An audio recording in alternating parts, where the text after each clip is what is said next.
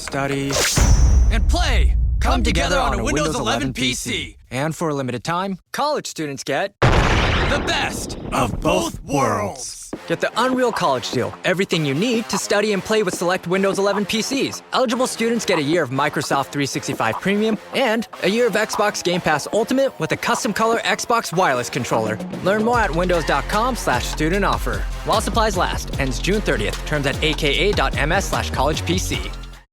LinkedIn Hiring Pro can't predict the future, but it can help you feel confident about future hires. Because Hiring Pro combines real-time insights and candidate data from the LinkedIn network with the criteria you've set for your role to deliver you a list of top-fit candidates. Businesses who use LinkedIn are 24% less likely to reopen a role in the next 12 months. Hire right the first time with LinkedIn Hiring Pro.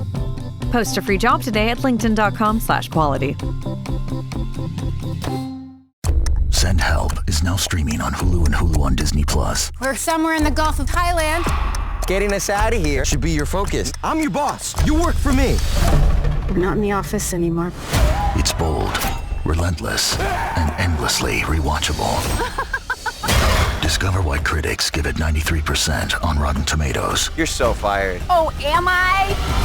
No help is coming. Send Help, rated R, now streaming on Hulu and Hulu on Disney+. Hey guys, how you doing? It's Mick Tully for Woma TV, World of Martial Arts Television. Today, we've got a guest, Mr. Chris Harris from Fort Worth, from Roku Jiu-Jitsu. Roku Jitsu. Welcome to the show. Where's my manners? I'm excited to be here. When I was doing my research on you, the worlds that you straddle, so from a genesis in traditional martial arts to working at the highest level with top tier contractors and operators in the military. How do you get to that? Because I've got a few friends of mine who work in that business, and the one thing in the UK was always the same. The military sort of poo-pooed the idea that a martial artist could teach them anything. They always saw a martial artist as almost like an amateur, and then if you weren't military, they didn't really take your advice or opinion on anything. So that whole preamble was, how did you start in martial arts? And then how did you seek your way into where you are now? Great question. And look, breaking into the Department of Defense, or what we now call the Department of War, as a close quarters combat expert, it's a very high barrier to entry. It's very tough to break into. They were back in the day when I was breaking into it all back in 1993. They really weren't open-minded, and they didn't think there was anything that an outsider could teach them that they didn't already know. They kind of felt like they had written their own manual on close quarters combat, which they had to some degree. And even if you were to win a contract, let's say a one-star general or a full bird colonel, was to bring you in, you still had to get past, for me, I trained, tier 1 special forces. So for me, even if I did get the contract, or even maybe I didn't get the contract, I got invited in to do maybe a presentation, for like a 6-man, SEAL team or Green Berets. I still had to get them to sign off, so it's not like you would just get hired and then this colonel would throw you in the midst of this 6-man team of elite operators and say, all right, go train them. A lot of times they would say, we're going to give you on your own dime, be at this base at this time, and we're going to give you X amount of time with this team. And then based on their after action report, we'll tell you if we're going to hire you. And so there was a lot of hurdles to overcome, but, and I'll tell you how I did it. And, but my martial arts journey, I think, is a more interesting story, or equally as interesting. So I grew up in the Midwest of the United States. I grew up in Dayton, the city of Dayton, Ohio, which is out there by Michigan and, all the automotive manufacturers. I know it, yeah. Okay, so my mother was a heroin addict and a heroin dealer. And when I was 10, I had 2 sisters. They're both deceased now, but my sisters were 11 and 12. And when my mother finally got arrested, they threw her in prison not for doing heroin, but for distributing heroin. She distributed it on a very large scale. And so when they took her away to prison in a cop car, in a police car, they took my sister's Child Protective Services, took them to a girl's home. They took me to a boys' home. And the three of us never lived under the same roof again. Okay. We lived in the same city, but we just filtered through basically the child protective process until we graduated high school. And, but just before that all happened, I was living in government housing, which we call the projects. And it's just real low rent, government subsidized. I think our rent at the time was like $35 a month.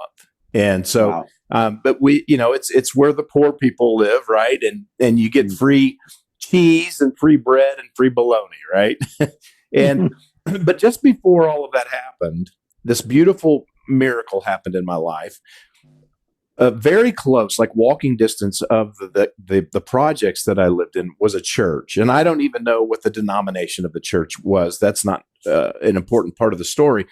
But at that church, there was a man, and he worked for the church. And I couldn't tell you if he was the pastor, the associate pastor, the youth pastor. I don't know. But he was a pastor at the church. He was an employee, but he was also a martial arts black belt.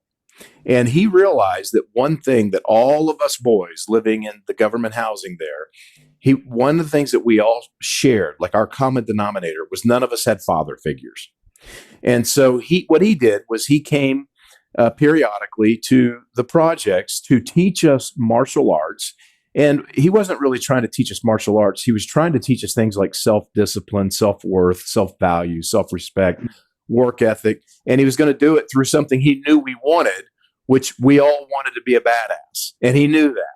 So he was going to teach us how to be a badass in exchange for you're going to get the values and the character alignment that goes with that. And it changed my life. I had nothing. And when I say I had nothing, I didn't even own a pair of socks. But I'll tell you, it was my first lesson. And what he did is he would come out on Saturday mornings, and he got the projects to give him possession of, or the use of the rec center. We had a recreation center. And, they had things like, pool and ping pong and things like that. But they told him he could use the rec center. And so you had all these boys from the community Saturday morning, they're learning martial arts. And I realized very quickly that I had a gift. And I never had a gift. I didn't have a gift for writing, for math, for language. I didn't have a gift for anything. I wasn't great at sports. At least if I was, I didn't know, because, we weren't really doing organized sports because no one could afford the $15 physical back then. Yeah. And so, but I learned very quickly, and he affirmed, he's like, you have a real talent. You have a real gift. And when you take someone who has nothing and you give them just this much, I mean, I rode that thing like Seabiscuit, and I was hooked. And now fast forward, I'm 18 years old, and I'm living with a family. And for my 18th birthday, I was still in high school, still a senior in high school, still had a few more months of high school to go. But it was my 18th birthday. I'd lived with all kinds of foster families over the years. But for my 18th birthday, my gift to myself was I went and I enlisted in the United States military. I raised my right hand, I swore the oath, and then I just waited a few months later until I graduated high school to go in and start serving in boot camp. And so I joined the military, served for 4 years. And then when I got out of the military, now, by the way, I had been training in martial arts ever since I was 10 years old, the day that guy came and changed my life. No matter what family I lived with, and I lived with a lot of families, and just to give you perspective, from that moment when my mother was sent to prison until my senior year when I graduated high school, I had been to 13 different schools. So that's how often I moved around. But that ended up being a real blessing because, I lived in the middle of the city in Dayton, okay? It's not like I lived out in the middle of nowhere. And every family that I lived with, whether it was for a week or a month or 3 months, there was a different martial arts school on that corner. Oh, cool. And every one of those homes that I moved to, whether it was for a week or a month, it didn't matter. the first thing I would do is I would go find whatever the nearest karate school was, something I could walk to or ride a bike to. And I would knock on the door and I would basically play the little orphan card, and hey, I don't know how long I'm living here. I'm only here for days or weeks. I don't know. But I am willing to do whatever it takes to earn training. I'm not asking for free training. All right. I was always willing to do my part. And I always asked for a mutual exchange. I wasn't asking for somebody to teach me for free, but I'll scrub the floors. I'll cut the grass. I'll paint. I'll clean. I'll do whatever you need me to do, but I just want some training. Now, fast forward from 10 years old to now I'm 18 years old. 6 different schools, 6 different styles, 6 different disciplines. And every one of them, I didn't know how many classes I had left. So I treated every one of those classes as if it was my last meal. And I mean, if you taught me an outward block, I practiced it for 4 hours. If you taught me a front kick to the groin, I practiced it for days. And so now I'm 18 and I'm in the military and I've got a real gift. Not only did I have a gift for martial arts, but I had trained nonstop, relentlessly. But now I had 6 different systems. And you ever go and buy an album back in the day when we had albums, but you would buy the greatest hits album? Okay, yeah. I now had the greatest hits of these 6 different styles. And the military started allowing me to teach on base. They weren't paying me. They weren't giving me a title or rank or anything like that. They were just allowing me to teach, the guys after work on our own time. And so anyway, I got out of the military and I'm a really good, very proficient martial artist at this point in time.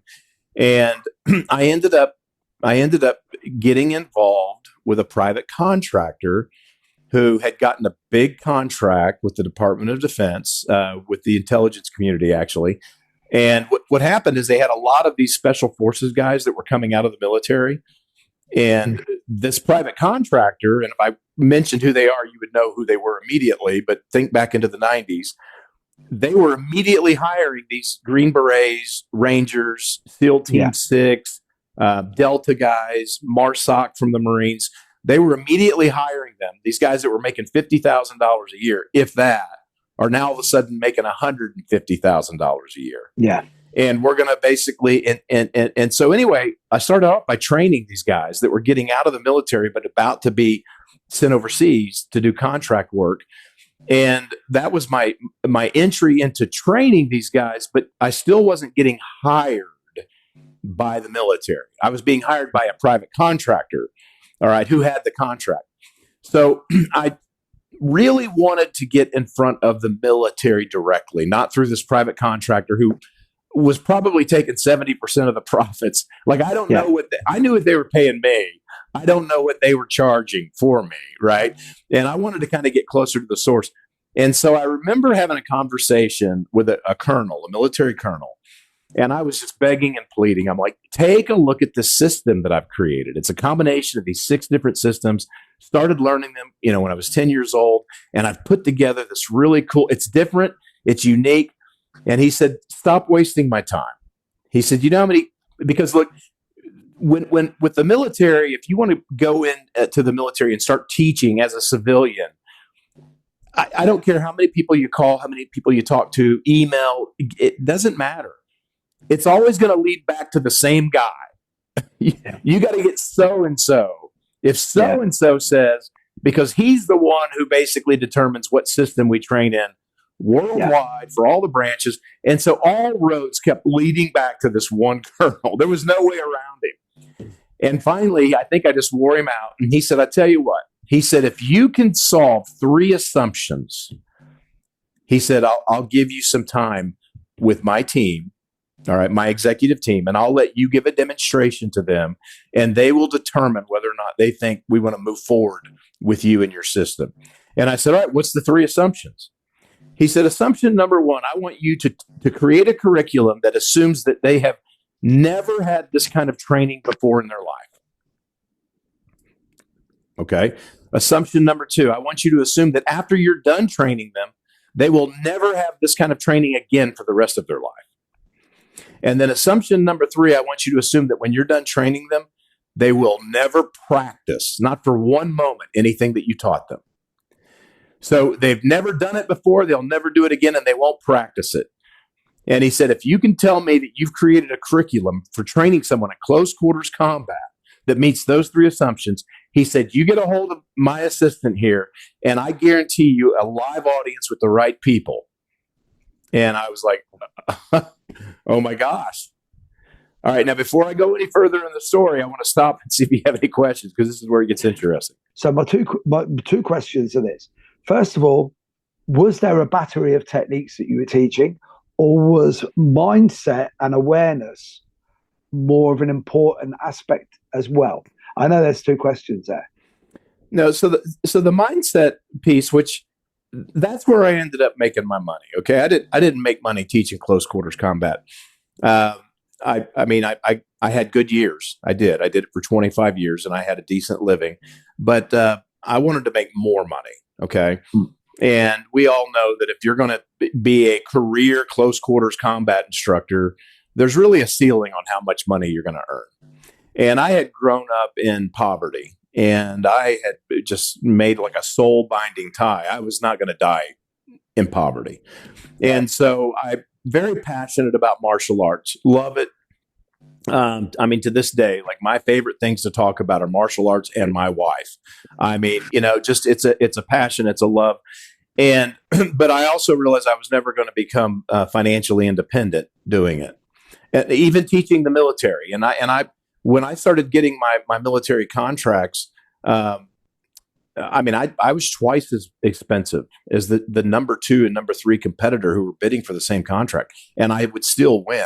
But even at being twice as expensive, it was still no road to wealth, okay, or at least financial independence, until I realized that when I finally got out after 25 years of teaching as a private contractor, and I worked in about 60 countries, what I realized was that I'll tell you where the money is. The mindset piece that you could say, well, I taught that mindset piece to these tier 1 operators, or these tier 1 operators taught the mindset piece to me. I think the second is probably closest to being the truth. When you think of mindset, tier 1 special forces, and I say tier 1 for those that are listening that don't know what the difference between special forces are and tier 1 special forces. If you're special forces in the United States military and you work under the banner of SOCOM, SOCOM, Special Operations Command, the headquarters of SOCOM is out of Florida. But there's also the 4-star general who's over SOCOM is also the same 4-star general who's over JSOC, which stands for Joint Special Operations Command. Well, you can be SOCOM, but not be JSOC. So if you're a Navy SEAL, you're not tier 1 special forces, you're tier 2. If you're a Ranger, an Army Ranger, you're tier 2. But if to be tier 1, you got to be picked as being the best of the best. SOCOM is no longer tapping you on the shoulder. They got a few thousand of those guys all over the world. It's when JSOC taps you on the shoulder and they say, hey, we're putting together our all-star team. All right. And so that's going to be your Delta Force, and it's going to be not Navy SEALs, but SEAL Team 6. All right. So if you're on one of those 2 teams, you're now tier 1. You're the tip of the spear. You're the best of the best. If someone tells me that they used to be a Navy SEAL, nothing but respect. I mean, honestly, you tell me you were a member of SEAL Team 6, I'm going to back up about 3 feet. Yeah. A whole different level of badassery there. So, I actually worked with SOCOM and JSOC, and I learned mindset from them. Okay. And after 25 years of training these guys, and I say guys, I would say guys and women, but there were no women at the time. So I trained 6-man teams. Sometimes I trained platoons, but most of what I taught was mission specific. So you're not going to see any pictures of me on a base training, a platoon. Everything I did was I would go to a forward operating base and I would train a team that was about to go do something. It was very mission specific. But what I realized I was over in Saudi Arabia working a contract, and on the long flight home, the 8,000-mile flight home, and I had been over there for a few months, I realized that I was just too damn old to be basically fighting these 28-year-olds at 6% body fat. I was in my 40s, and I was like, and it just hit me. I'm going to have to figure out something else to do, because otherwise I'm going to end up going out, getting hurt. And I wanted to go out on top. And so what I did was I pivoted into corporate America. And I realized there was a serious need for the mindset and the mental toughness and the resilience and the fortitude and all of these things that we hear those words, but a lot of people don't know what they really mean. Valor, courage, that the business world was really lacking and tremendously in need, especially in two areas: sales performance and leadership. Yeah. And so I basically pivoted to corporate America, and I went, hey, now here's a pathway to financial independence, because a Fortune 500 company, if they think they can bring you in and you can talk to their sales team and all of a sudden revenues can go up 20%, well, they'll pay for that. Yeah. The problem is that nobody really knew what mindset was. If I walked into a room filled with executive leaders, let's say a Fortune 500 company sent their executive leadership team from all over the world to this 3-day annual corporate conference, and they brought me in to speak for a couple of hours, as the keynote. If I were to ask everyone in that room, raise your hand if you understand how critically important mindset is to your career success, everyone would raise their hand. Everybody knew. And then if I said, now raise your hand if you can clearly articulate the difference between mindset, attitude, and belief, all the hands go down. Nobody knows how to articulate that. So the very first thing I had to do was I had to be very clear and articulate about what do I mean by mindset. Because that's what the guys that I trained for 25 years, that's what they mastered, my definition of mindset. Okay. So here's how I define mindset. Okay. Throughout the course of a day, from the time you get up till the time you go to bed, think of all the different stimuli. Okay. The alarm goes off. That's a stimulus. Okay. Somebody cuts you off in traffic. Stimulus. Somebody just says something very rude or inappropriate to you or a loved one or your granddaughter. Stimulus. Okay. So from the time we get up, how many stimuli are we faced with in the course of a day? Hundreds, maybe more. Okay. Yeah. And then on the other side of that stimulus is how we choose to either respond or react to it. Right? Yeah. Mindset is mastering the space between stimulus and response. Yeah. And that's what I mastered, and that's what I taught to corporate America. And that's what I started writing books about. That's what I started doing my keynote speeches about. But anyway, let's go back to this military colonel that said, I'll give you an audience if you can basically build a curriculum around these 3 assumptions. And I walked the floor. I absolutely walked the floor. And I'm like, I can't figure it out. And then finally it hit me. And I had that aha moment. The reason I can't figure it out is because I'm looking through the lens of how I was taught martial arts, which is muscle memory. Yeah. Martial arts is taught through muscle memory.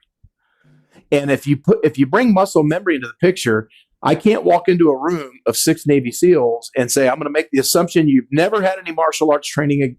You're never going to have any martial arts training beyond this. And basically, if you never train, never practice one thing I teach you, you're never going to forget it.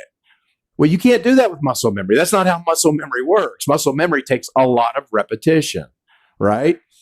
So I realized that what I was going to have to do is I was going to have to take the information, my system, and I was going to have to upload it not into the analytical mind to where it has to be practiced and rehearsed. I've got to upload it into the subconscious mind. If I can put it in their subconscious mind, that's where automation lives. I mean, look, right now, you're blinking, you're inhaling, you're exhaling, you're holding your bladder, and you're doing it all day, every day without thinking about it.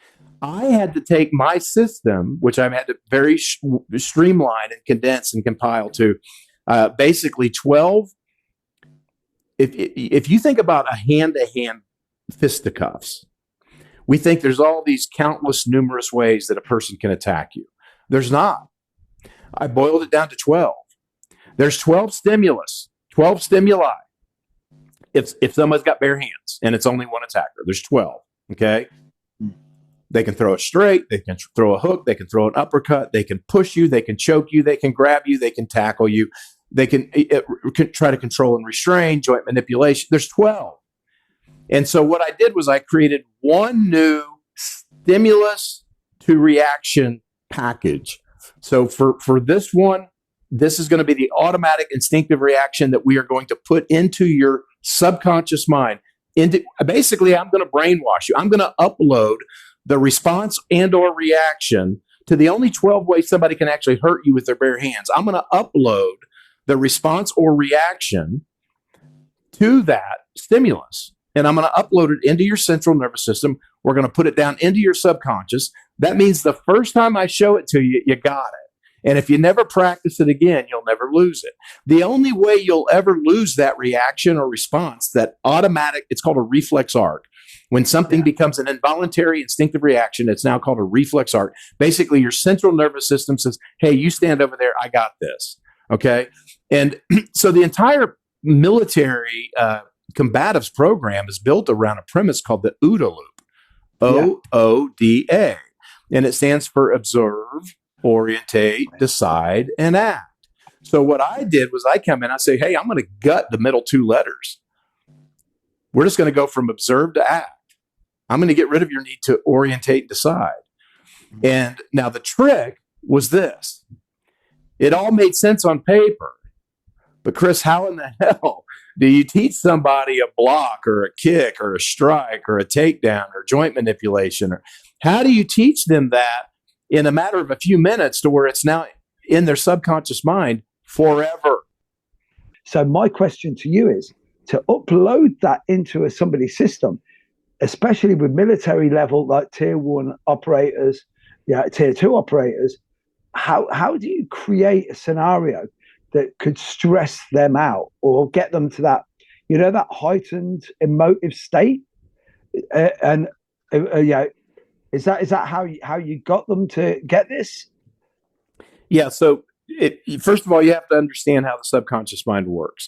So when I teach mindset to tier 1 operators or to corporate America, what I teach is that mindset lives in the subconscious mind.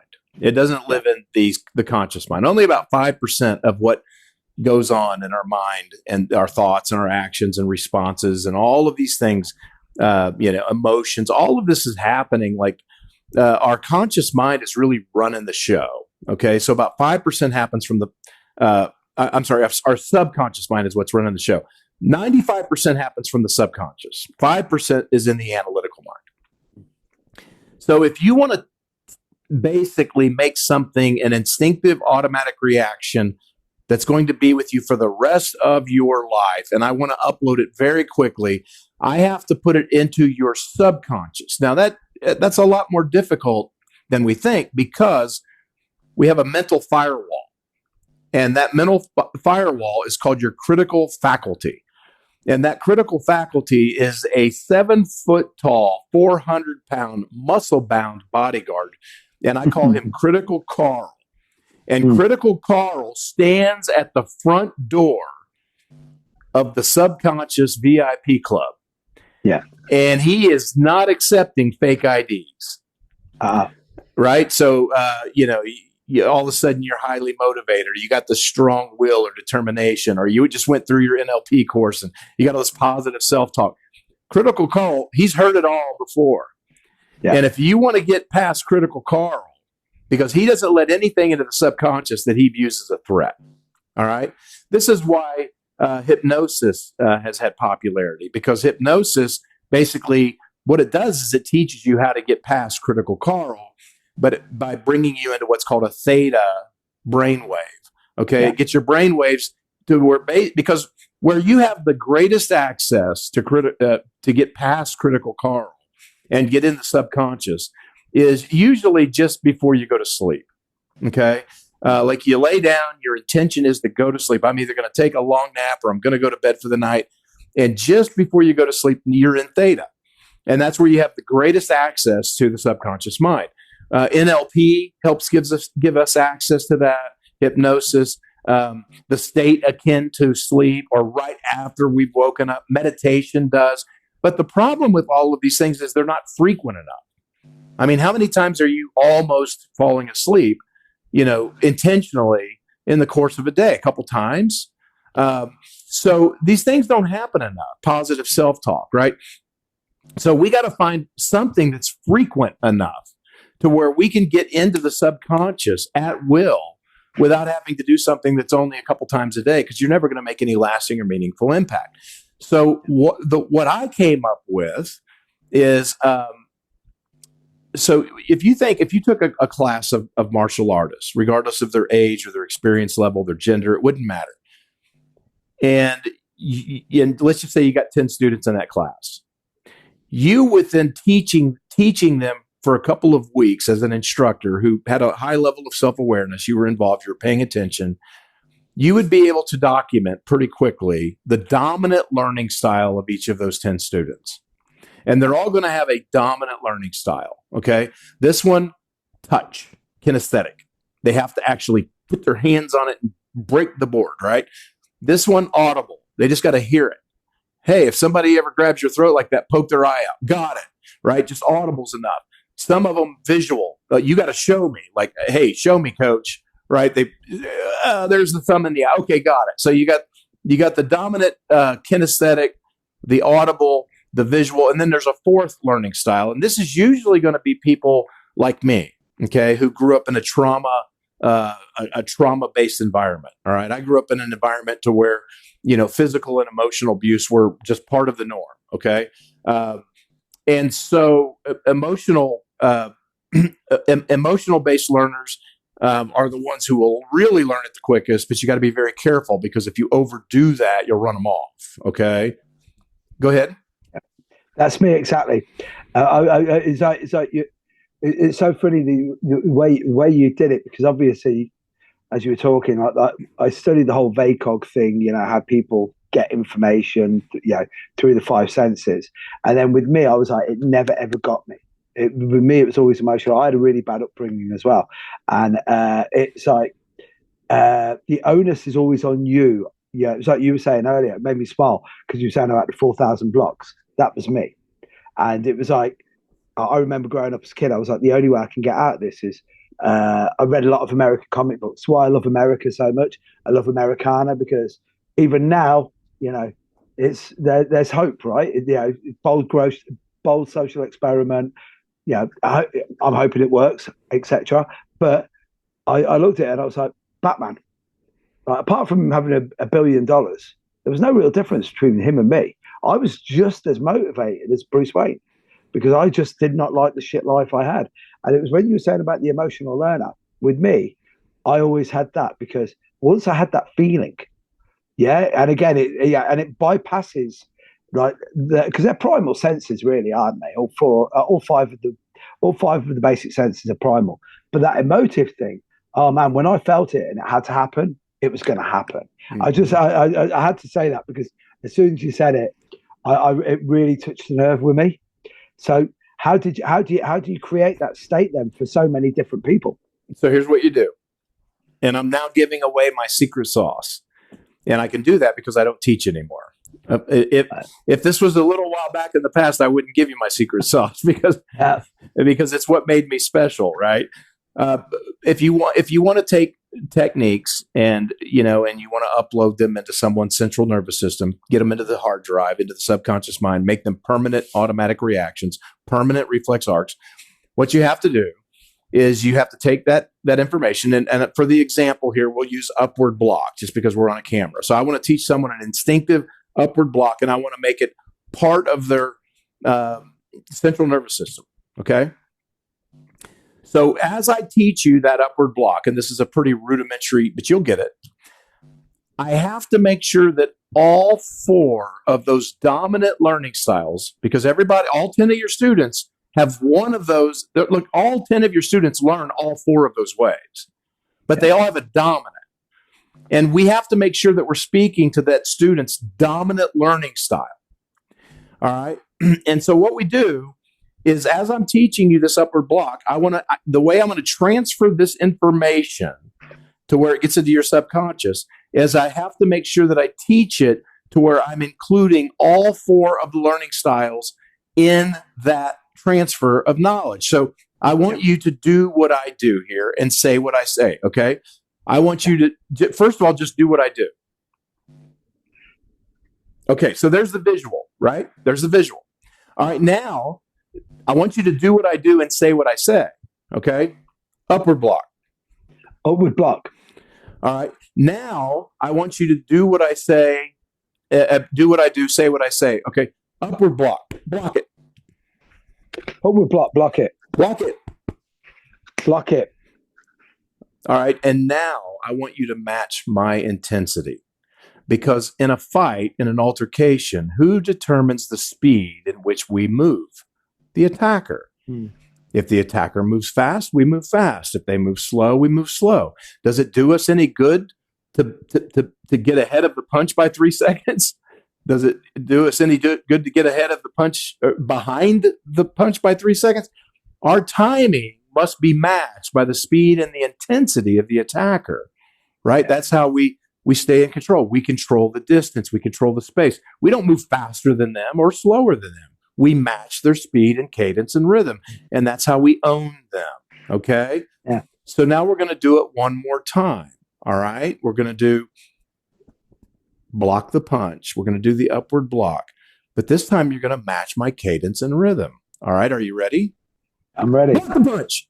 Block the punch. And now I just pulled emotional-based learning into it. Especially if you were standing right in front of me and I threw the punch at that speed with that intensity. And you had to, all right, and now all of a sudden I went from the guy who was teaching you to the guy who almost knocked your head off. Yeah. And so now, did we add visual? Yeah. Did we add audible?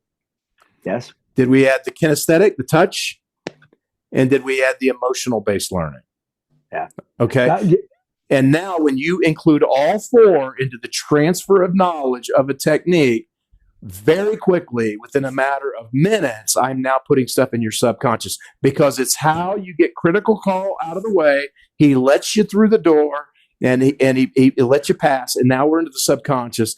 And now all of a sudden I'm creating new habits and I'm breaking old ones at breakneck speed. Well, you see, literally, as you were doing it, I teach in a very similar style, right? Because the VACOG thing, when I was teaching, I couldn't work it out. And why you'll appreciate this, Chris. You know, when you meet people and you connect with them, and then there are other people that you don't connect with them, and you can't understand why. And when you're teaching, it's like, why are they all getting it and I'm not getting it? And I'm Irish Catholic and a middle child, right? So instead of looking at them and saying it's your fault, I'll always be self-critical and go, it's my fault. It's the way I'm teaching it. And it isn't that at all. What I did was I found out that literally what you did is one of the things that when you said, are you ready? Are you ready? You build up that little bit of anticipation and then you triggered it.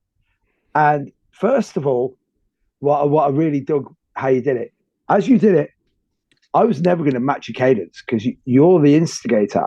Yeah, as I say this in class all the time. But you can match my intensity. Yes, that's the thing, right? So this is the thing. I always say, you want to be active or reactive, right? Because if you're reactive, have you ever had a heated discussion with your wife, and then they say something, and then you react? Never one that I actually won, but yes. No, yeah. You know what I'm saying, right? So here's the thing, right? If you react, good luck sleeping in the spare bedroom for at least a week, right? Because it never works well. So action will always beat it. But when you did that, what I liked about it was, when you said about critical call, and this will show you, this is ADHD at work, my friend, when you get this. When you did that, and I matched your intensity, but you still led the show. And when you said about critical call, I was like, I matched it, but I'm still behind him. Now I have to listen to this guy because it's demonstrating social worth. It was like you were saying about corporate America. It's like when I was listening to you, it's like you're going in there talking to Fortune 500 guys. And I've had a little bit of this in my own life where if you've got to a level, I don't want to say, yeah, I've excelled at it, but I've done very, very well. So when you go in and you hang out with these guys who are like masters of the universe, captains of industry, what it is, when you were saying about the mindset earlier, it was really funny. People can always smell BS. So if you've done well at something, it doesn't matter what you could be the greatest garbage man in the world. Yeah, you meet somebody else at the highest level of his game. At the very least, he has to accept and admire that you've done the same thing. So when you did that and I reacted, I was like, damn, he's got me. Because the thing is now, whatever this guy says for the next half an hour is golden. Because he beat me and I'm Mick Tully. And I'm speaking about myself personally, right? So that's going to lead Critical Carl is now protecting me. Yeah. It's not protecting you anymore. Critical Carl no longer sees me, your instructor, with this new information, who's trying to get new information into the subconscious. Critical Carl no longer sees me and my information as a threat to the subconscious mind. It's now flipped. Critical Carl says, you better pay attention to what this bastard's saying, because if you don't listen to what he's saying, it could cost you your life. Well, it was. And now all of a sudden, you got VIP status with Critical Carl. Do you know, are you a mind reader? Because literally what I was going to say was, as you said this to me, and you were like, Critical Carl, I was like, Critical Carl standing on the door saying, you're not allowed in. And I'm like, now Critical Carl's pulled back the velvet rope and said, you're in the VIP area now, and we're going to send over bottle service to you. That was literally what I was going to say to you. Literally. Because, like, trust me, I get it. So this is going to lead me into one of my questions, right? So in my research, I've seen, like, you know, you've written quite a few books, right? But my 14th just came out. Yeah. So that's quite a few books. And that what really stood out to me was the program that you had, the Warrior Maker, because I've got a friend of mine who owns a place called Sealed Mindset. So in the UK, I think we're quite blasé. We don't take violence as seriously as America, and I think, if you want to know my personal beliefs is that it's quite interesting where you mentioned where you're from, Dayton, Ohio, right? So I've been going to Minneapolis now for 22 years, every year. And the first time I ever went over there, I couldn't work out why. I thought my friends were paranoid. That will show you how stupid I was, because I was like, they're paranoid. And then after about 5 years, I was like, no, they're just very, very, very well equipped for anything that may go wrong. And the Midwest, especially, because as you well know, so everybody on the East Coast doesn't realize that anything exists until you get to maybe Vegas, and then vice versa. You know, it's like, so all the flyover states. So West Coast, I don't know. I don't want to sound like Joe Rogan, but as Joe Rogan says, there's no natural water there. They haven't even bothered to try and get a couple of water treatment plants there to get seawater, which is right beside them, and turn it into fresh water. That's how entitled those guys feel, right? Mm-hmm. And then on the other side, on the East Coast, you know, they're still worrying about, you know, what shoe shall I wear this season? You know what I mean? So like, they're a bit mad. Whereas the Midwest has always got me, because now this will show what a geek I am when it comes to American history, right? If it hadn't have been for the railroad, I don't think you'd have got much further than the Midwest. Yeah, it was the railroad that managed to push it through. Like, we had the Oregon Trail, but I mean, to be able to move people over, bring the states united, you know what I'm saying, right? So I truly believe we sure as hell weren't going to walk. You weren't going to walk. It's a long way. I know Americans well enough to know they weren't going to walk. They weren't going to walk. They don't want to walk now, right? but the thing is, it was like, I believe that the pioneering spirit, and I'm going to sound like Teddy Roosevelt here. This, by the way, my middle son studied he studied over in America as part of his university course, and his thesis was called Theodore Roosevelt and the pioneering spirit of America and why it is needed now more than ever. It reads like a novel. It's an amazing book, right? But the Midwest was the point where it's like, they're in the middle of this and they've got to live with this. No one's going to come to help them. And their peaceful coexistence may work, but guess what? I know way more soldiers than diplomats. You know where I'm coming from here, right? Mm-hmm. So that's the action part, right? So this leads me now into my question, right? The warrior maker, your program is to take people who don't train to be able to be their own bodyguard, or is it to be able to? So what level of threat from where to where on this program do you cater for?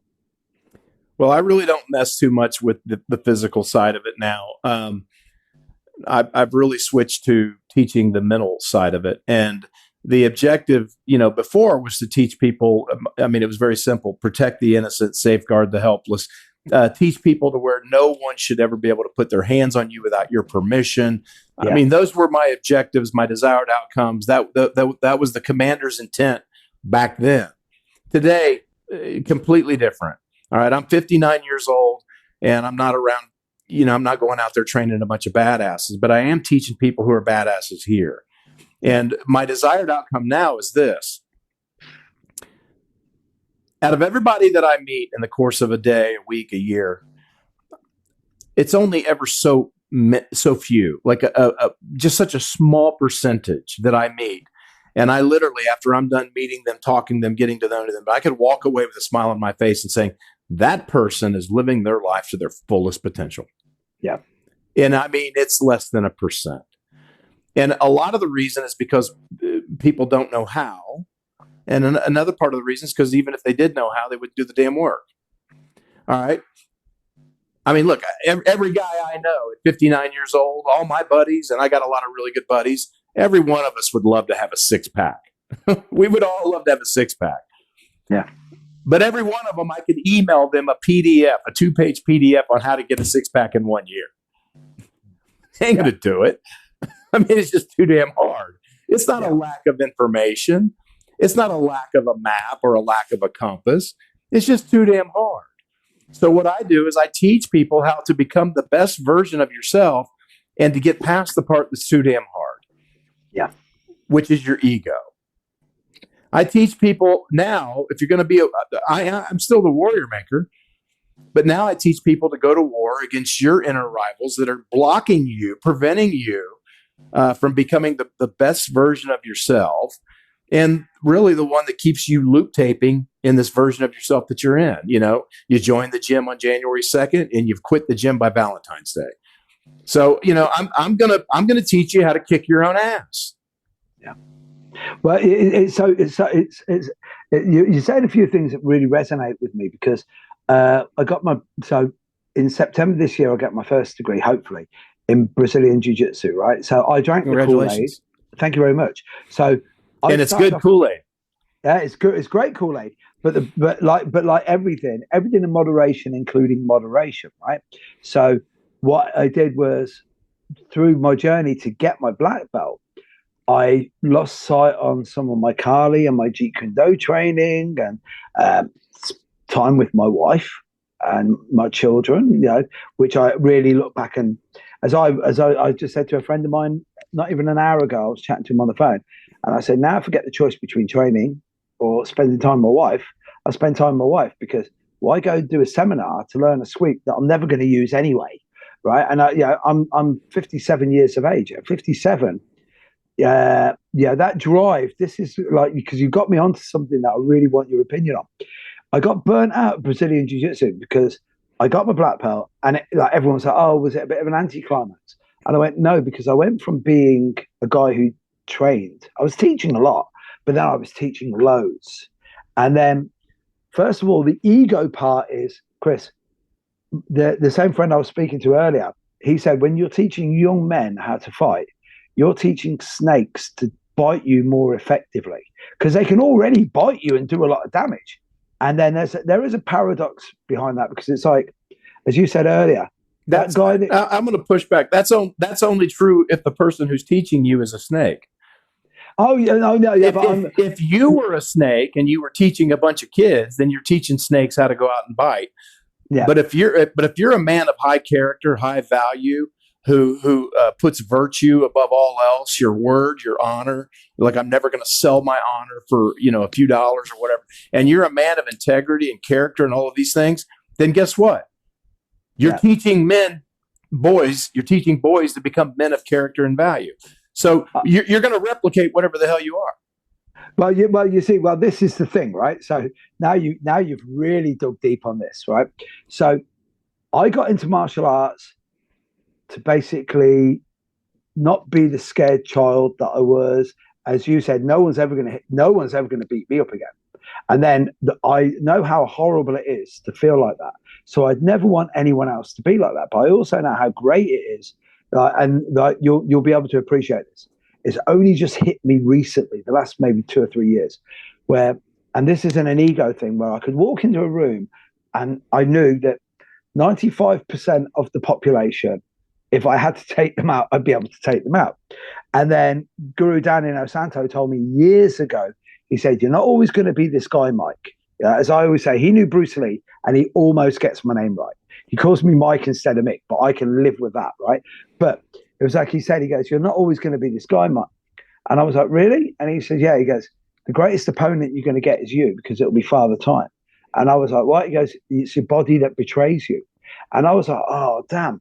So what I had with jiu-jitsu was I was teaching these guys, as I said, when I say snakes and biting, I just mean we're men and we're already dangerous. And then you're teaching them to become even more dangerous. And then the paradox behind that in martial arts is I'm going to give you this information and hopefully you'll see the sort of person I am and you'll never want to do that.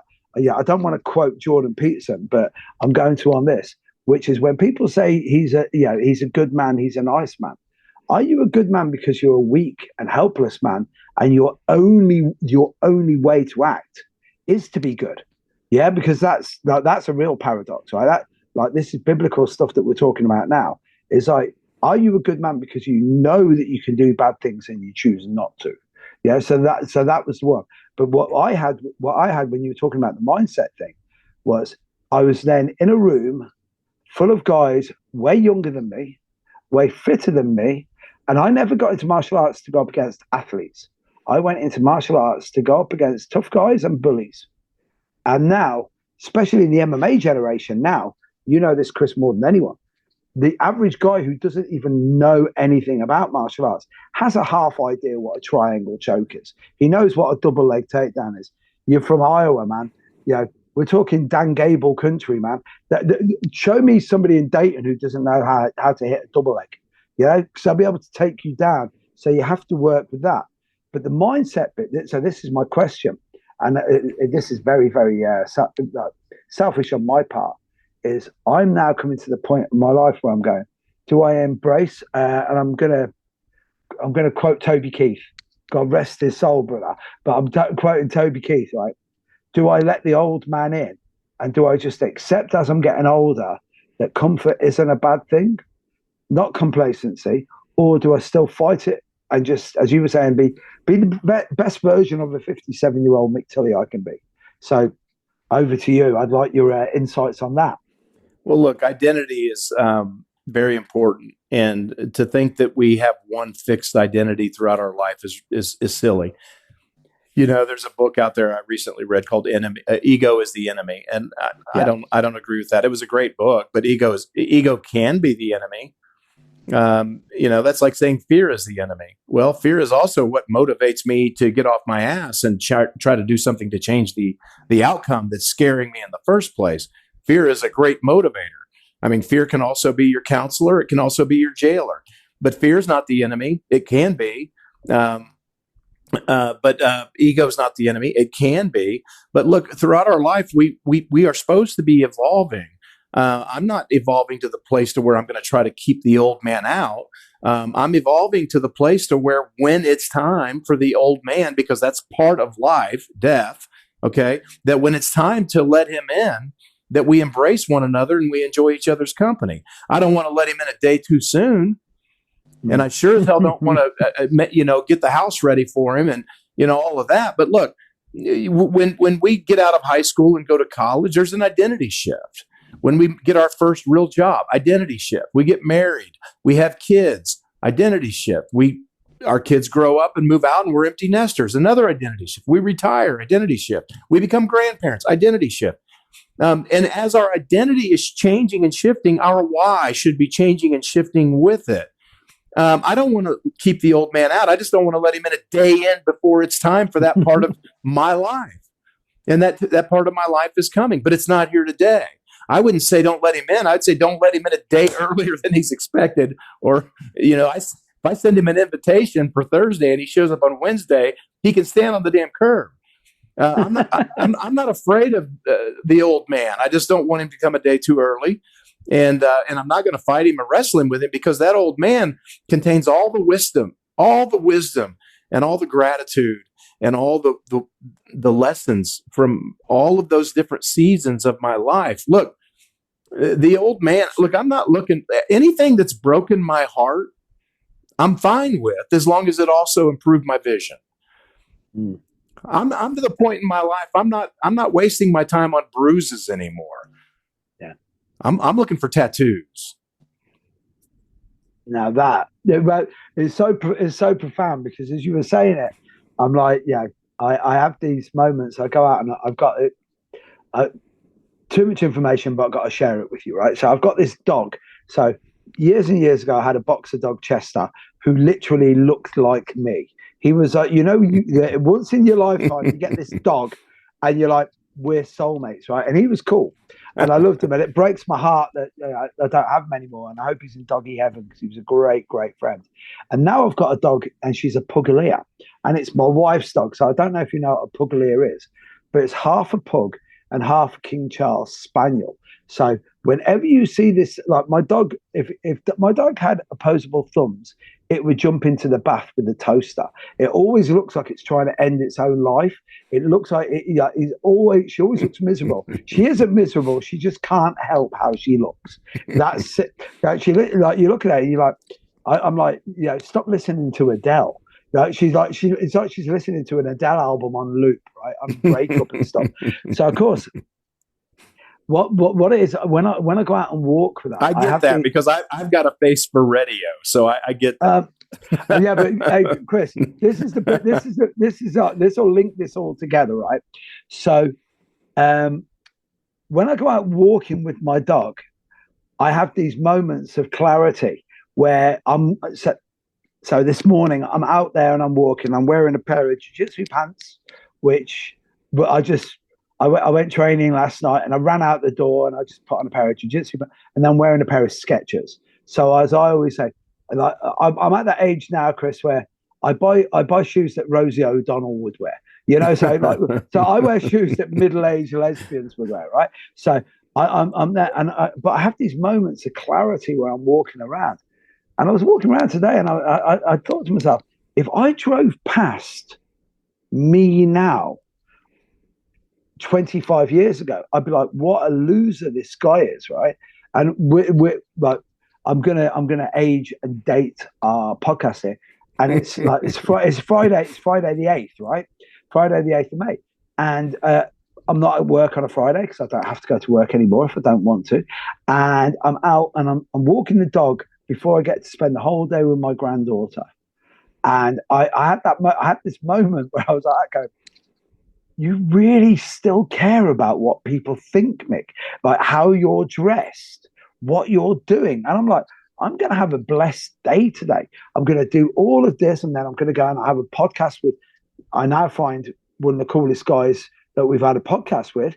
And I'm like, and I was worried about what shoes I was wearing. But that, like, as you were saying about welcoming the guy, last night I was at jiu-jitsu and I was saying to the guys, I still have that, where you can delude yourself. As I always say, I can delude myself about 5 rounds now. 5 fives I can do, especially if they're just white belts or blue belts, right? And especially if they're just angry or just mad young men, right? So I just hold them down. Chip on their shoulder, something to prove. Yeah, exactly. Well, the problem is sometimes it's not even that they're bad, Chris. It's just they've got too much testosterone, and they've never, as you were saying, no father figure maybe in some cases. So I'm there and I'm torturing these guys, and I'm giving it loads of stuff like, we had a saying when I was living in the boys' home, because we used to always just get into trouble. And but we had a saying: it's better to be wanted dead or alive than not to be wanted at all. Well, do you know what? Now you're rolling with those guys. Yeah, so I'm rolling with these characters, and I'm going. Remember, guys, I'm an old guy in a sport where young guys are that pussy. They quit. I said, I'm still here, and so I'm torturing. I'm going crazy, and then at the end of it, I turned around to the guys and I said, "You got to remember." I said, I'm a killer, right? And they're like, oh, yeah. And even if they don't believe I'm a killer, they're going to say it, because I've like rinsed a few of these guys. And I turned around and I said to them last night, I said, remember, guys, you got the choice. You can be the oldest guy on the mat, or you can be the youngest guy in the care home. It's up to you. And then obviously a couple of the guys were like, Mick, it's time for you to go to the care home, man, because, you know, like you're a maniac. But like just talking to you has really made me think, because I've said this about jiu-jitsu a lot recently, where you remember going to nightclubs in the 90s, and you'd go in there and you saw that guy who was 50, and you're like, man, what are you still doing here? You know, these girls aren't going to talk to you. It doesn't matter how rich you are and how cool your car is. You shouldn't be here anymore. And I've had that for a while at jiu-jitsu, especially where I used to teach at my old school. And the guys that I trained with, they're great guys, all the guys that came up with. But there's this new breed of athletes coming in, Chris. And it was like you said, as you said there, yeah, where you go, I'm not going to waste my time on having bruises. I want tattoos, right? And it's that I've got it where at my new place now, I've created a culture where I think I can exist for a little bit longer. As I said, I know the old guy's knocking on the door. But again, it was like, you just said some really, really fascinating stuff there, which is like, why should I be? I've never been scared of an incarnation of me before. And I'd like your thoughts on this. So when I was a young, scared man, so from 0 to 16, I lived in abject fear of everything in the world. And then from 16 to 32, I trained really hard, but I deluded myself. Like, I might have been okay. I was pretty good. But I deluded myself I was a badass. And then from 32 to 48, Chris, I was a killer. And I believed it. Whether or not it was a self-fulfilling prophecy or not, I don't know. But every time I competed, I did well. Every time I was in the gym, I did well. And then at 48, that made me question everything, because that's when the wheels started falling off the wagon a little bit, right? So why wasn't I scared of all of those incarnations, even up to 48? And I know with 48, I was like, I can smell my black belt in BJJ. So I just, can I hold on and stay injury free for another 4 years, 5 years, and do that? But now this new incarnation of me, I'm not saying it terrifies me, but why is this getting into the last quarter of your life? Why does that scare so many people? And this isn't even a martial arts question, is it? This is literally a life.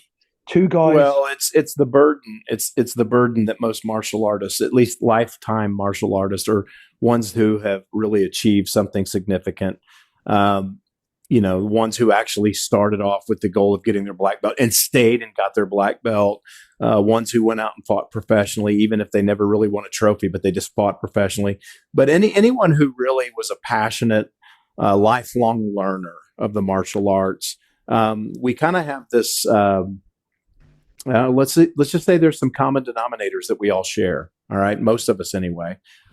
One is most of us, we have a chip on our shoulder, and most of us, we have something to prove either to ourselves or to people, someone who said that we would never amount to anything or we'd never, whatever. So usually we live beyond our means, statistically, maybe about be politically correct, but it's statistically correct. So we've got a chip on our shoulder. A lot of times we come from broken homes. A lot of times we've got something to prove to either ourselves or someone who said that we couldn't achieve something, or hit us a little too hard when we were a little too young, whatever. But if you take a look at what people who actually endured a lifelong journey of being on the mat, we have things that we share, that we have in common denominators, rivals that we've overcome. And so what happens is we create an identity to overcome those things. Yeah. But part of that identity that we create on our journey to black belt or whatever, part of that identity that we create is we like to be perceived as dangerous. We do. Yeah. It's part of our identity. Yeah. We may never say it. I may never say, hey, I'm dangerous. I may never say I'm a killer. I may never say, I could clear this room right now if I chose to, if I got angry enough, if you flip the switch. We don't say it, but the reward is not saying it or having to convince someone of it. The reward is someone making the assumption when we walk in the room, there's something about that person. I can't put my finger on it, but there's something about that person and they're dangerous. And I heard a member of SEAL Team 6 said this one time. I was actually in Coronado at the Naval Warfare, this is where they train the SEALs, right? Yeah. And I was actually there, and I was at dinner with the SEALs and the newer guys, and the old commanders of SEAL Team 6 were there, and had a couple four-star general, retired four-star general of SOCOM and JSOC was at the table. And one of them said this. He said one of the worst days of our life. And he said is when we're no longer perceived as being dangerous anymore. Wow. And that's, because our identity is wrapped up in it. And so, it's a shift. It's an identity shift, because I'm coming to the place to where the reason I'm not perceived as being dangerous anymore, it's not that I'm not dangerous anymore. It's just, it would take so much to get me to hurt you. I mean, before, all you had to do was come up and say something offensive to me or to my wife or to my, whatever, say it in front of my kids. And then, years later, you would have to actually come up and actually like spit on me. And then years later, even spitting on me wouldn't be enough. And you'd have to actually lay hands on me. And so what happens is we're evolving into this, I'm still dangerous, but I just don't give a shit whether or not you perceive me as dangerous anymore. Yeah. And I think it's maturing. The warrior is maturing, but as the warrior matures, there's a flip side of that coin, and that is maybe the reason they're not perceiving me as being dangerous anymore is because I'm not that dangerous anymore. Is that okay? And look, one of the most valuable lessons I ever learned. I was walked up to a UFC cage. And I mean, a real octagon, like where real pro fighters fought for money, right? But there was a sign above the entry to that cage, and it said, when you walk into this cage, or whatever it said, arena, octagon, whatever it said, but it said, once you walk inside, you can no longer hide what you do not know. And that really struck me. But now what we're doing is we're interfacing with all these younger people, and they take a look at us and they assume they know what we know.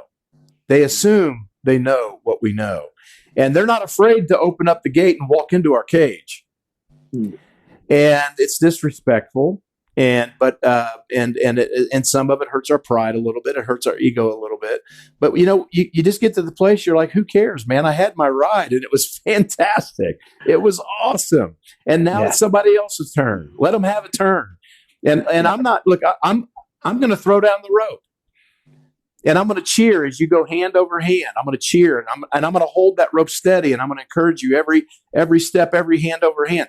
But I'm not pulling the damn rope for you, because if I take away 1 ounce of struggle, I deny you the growth. And so now I'm in the business. I'm not in the business anymore of being viewed as the most dangerous man in the room. I'm in the business now of how many times can I throw down the rope. That's something I think I need to embrace more myself. It's like I've had a couple of incidences recently where I've been a little bit oversensitive, but I've thought that they've like tried to overstep the mark, and then I've had to switch on a little bit, and without it going. So here's my advice to you, Mick, because that shit happens to me every day. Right. Where's the advice, please? Move the mark. Right. Yeah, I'm finding. I say I'm finding. You're saying they're overstepping the mark. Move the damn mark. It's your mark. Yeah. You see, that's that. I think that's one of the things. It's like I've noticed as I've got older that I can't handle bad manners. If you don't say please or thank you, it kills me. And to the point that I'm going to say, aren't you even going to say please? And I know that's like to be on a construction site and say that. But like I'm sorry, but that's who I am. But it is funny. So I'll tell you what, I'm going to round this off if you don't mind. Just with as I was doing my research, I was on your website, which I'll get you to shamelessly plug everything right at the end if that's okay. But you had some really, really cool pictures of all your military contracts and your connections and everything that you did there. But two really stood out to me. Right. So the first one was there was a picture of you with Chris Kyle's widow on your website. Right. And so I'd like to know whether or not you knew Chris or you worked with him. And then the other one, which you have to have a story about this guy, was Steven Seagal. I saw the picture. By the way, right? Don't get me started on that picture. So the only thing is I'm going to say to you, right, this is how I've linked it so well, right? So earlier on, like we were talking about the subconscious part of your brain and how we can access, and especially when it comes to creating a good memory, right? And you said that you had a face for radio, right? While I was doing the research, Chris, you have had the same ride in life that Mick Tully seems to have had, because in that picture you look like you were in a boy band. And it's like, my wife always says this. My wife said, how did the really handsome looking guy with the 8-pack that I met turn into you? But we won't talk about the picture where you did that. But what it is first of all, it's how I turned into that really handsome guy to land you and get you to sign the contract, and then went back to being me. That's what, as I've said, as I've got older, like when you're younger, you read Ernest Hemingway and appreciate it.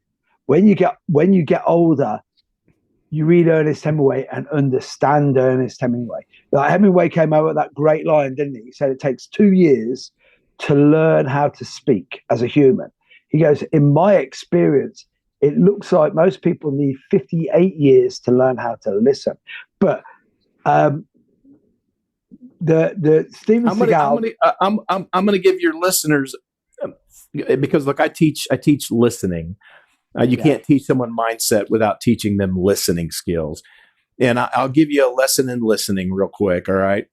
And that is, anytime somebody starts to speak, your job in the first 30 seconds of that conversation is to determine which H are they speaking from. Because anyone who's talking to you, there's one H that they're wanting to be satisfied. And you have to figure out in the first 30 seconds, which is it? Yeah. Do they want to be heard? Do they want to be helped? Or do they just need a damn hug? Nice. And you figure out which H they're speaking from at that moment, and you listen from that perspective. And that is the greatest lesson I can ever give you on how to listen.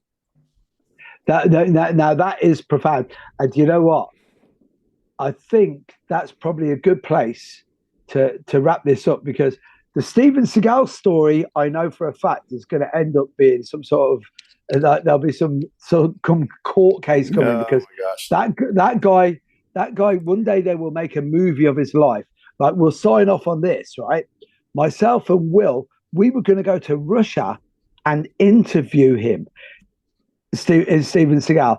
And literally, I had no, apart from, why is it you had to run like a girl in every one of your movies? That I didn't have any of the questions. That was the only thing I was going to ask him. Because he could.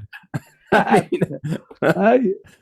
it. It was Steven Seagal. But Chris, if you would like, just we are going to wrap up if it's okay. But how can people get in contact with you? And is there anything that you'd like to just promote or give a shout out to just before we wrap up? My latest book just came out a few months ago, and it's on Audible. It's called The Book of Mindset, and it talks a lot of the mindset things we talked about today. So if you want to read one of my books, that's the one I would recommend you read. It's on Amazon, easy to find. And then the easiest way to find me, just Google The Warrior Maker. Just Google The Warrior Maker, and I think I'm probably the first 5 pages of Google. My website is thewarriormaker.com. So again, pretty easy. And then I want to leave everybody with this. It's a quote, 1970s quote from a British philosopher by the name of Alan Watts. And Alan Watts said this: "You are under no obligation to remain the same version of yourself you were 5 minutes ago. You are under no obligation to remain the same version of yourself you were 5 minutes ago. Never stop evolving." Wow. Well, that's profound, guys. Like Chris, like I know will be able to back me up on this. These are the sort of conversations that we just love having, because the martial arts landscape is really shifting now.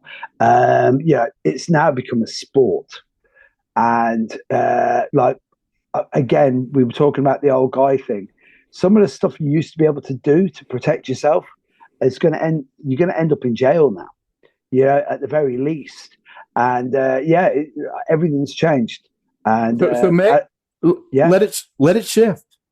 Yeah, that's one thing that I've that you've given me so much to think about. But thank you, honestly, from the bottom of my heart.